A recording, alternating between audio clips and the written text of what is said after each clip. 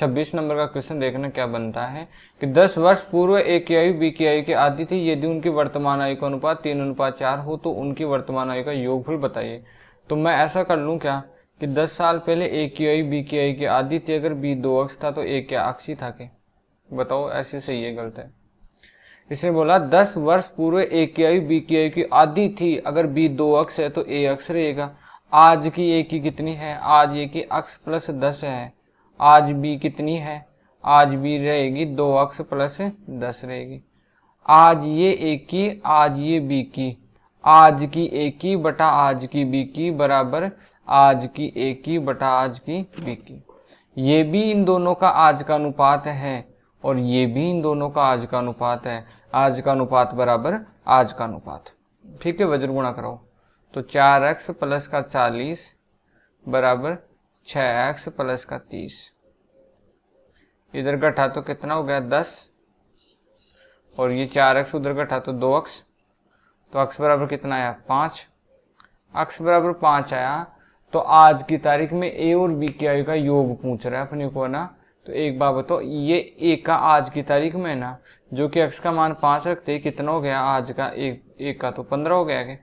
ठीक है, x बराबर 5 रखते ये b का था आज की तारीख में, तो b का कितना हो गया 5 दूना 10 और 10 कितना हो गया 20।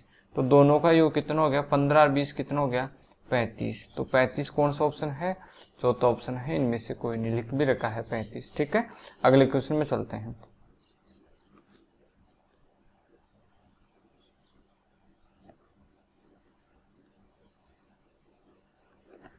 माँ और बेटी की आयु का योग 50 वर्ष है। 5 वर्ष पूर्व माँ की आयु बेटी की आयु की 7 गुना थी। माँ एवं बेटी की वर्तमान आयु क्या है?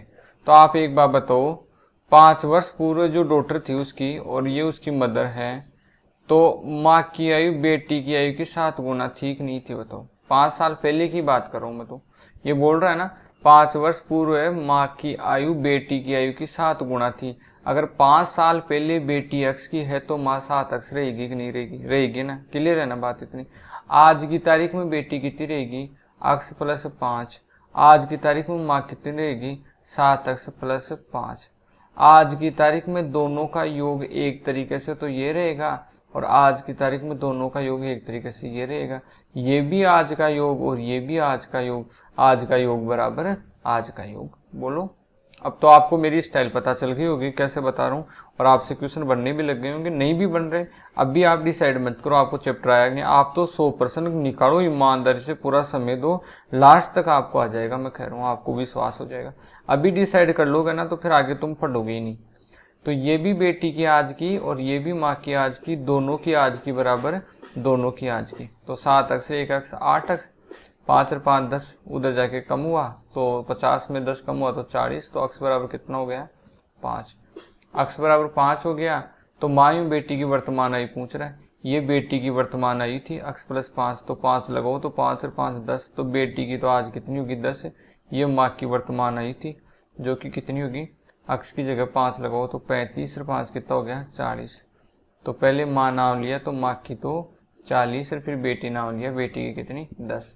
तो पहला ऑप्शन। अगले में आओ।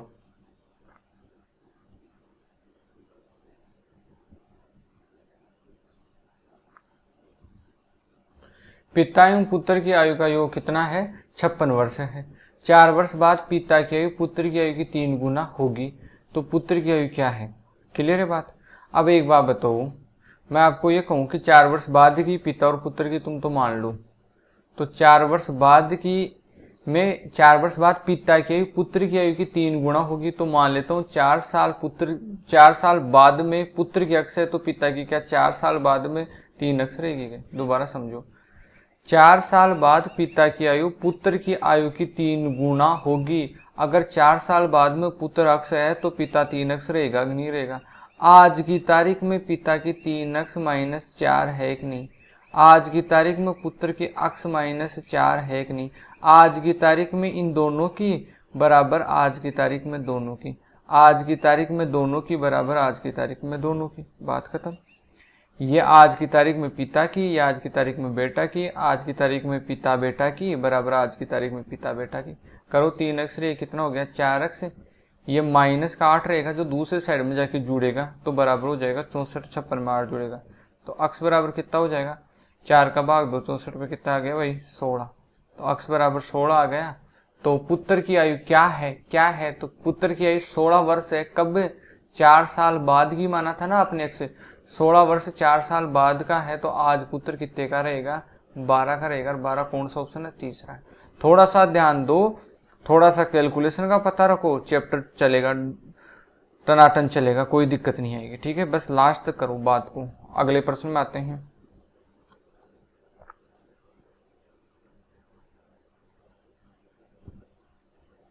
पिता एवं पुत्र की आयु का अनुपात 4:1 है।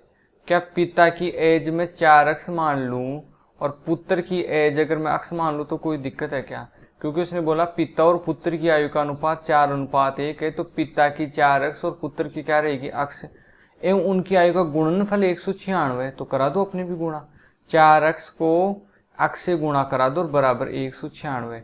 ये भी दोनों का गुणनफल और ये भी दोनों का गुणनफल, दोनों का गुणनफल बराबर दोनों का गुणनफल।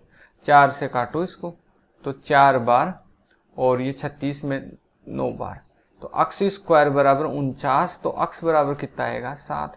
भाई कोई संख्या है जिसका स्क्वायर करने पर 49 आता है, तो वो कोई संख्या अक्ष कोण है तो वो 7 है, तो अक्ष बराबर 7। अब 5 वर्ष बाद उनकी आयु का अनुपात क्या होगा, ये आपसे पूछ रहा है, तो आप एक बात का जवाब देना, आज की तारीख में पिता कितना है, तो आज की तारीख में पिता 28 है, और आज की तारीख में बेटा कितना है, आज की तारीख में बेटा 7 है। 5 साल बाद में पिता क्या रहेगा, 5 साल बाद में पिता 33 रहेगा, 5 साल बाद में बेटा क्या रहेगा, 7 + 7 14 रहेगा, ठीक है। हाँ सॉरी 12 रहेगा ना 5 साल बाद, 7 में 5 12, दोनों का अनुपात करो, 3 से काटोगे तो 11 और 3 से काटोगे तो 4, 11:4 दूसरा ऑप्शन रहेगा आपका। क्लियर है बात, अगले में आ जाओ।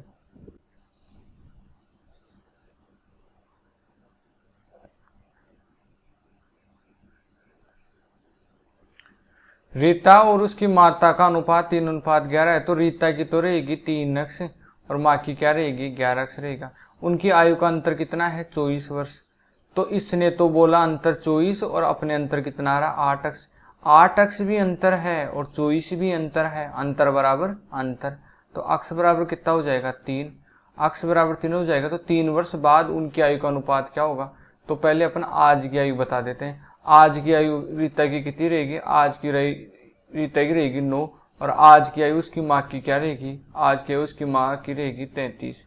अब 3 वर्ष बाद में रीता की कितनी रहेगी, 12, और 3 वर्ष बाद में माँ की क्या रहेगी, 36। तो रीता और माँ की आयु का अनुपात 1:3 होगा।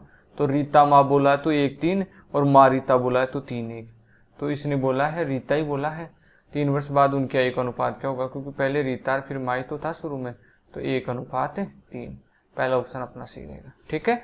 तो आप आराम से करते जाओ, 100 क्वेश्चनों तो कुछ भी नहीं देखना है ज्यादा कि समझ में आ रहा है नहीं आ रहा, क्योंकि कई बार दिमाग क्या होता है अपना काम बचाने के लिए आपको जबरदस्ती ऐसा फील करवा देगा कि तेरे तो समझ में नहीं आ रहा, तू तो छोड़, तो आप छोड़ के चले जाते हो। आप छोड़ो मत, बस लगे रहो, 100 पूरे प्रश्न करो, फिर देखना चीजें आ जाएगी। दिमाग का कहना मत मानो, आप लगे रहो, आपको मेहनत तो करनी पड़ेगी, ठीक है। अगली क्लास में मिलते हैं, थैंक यू।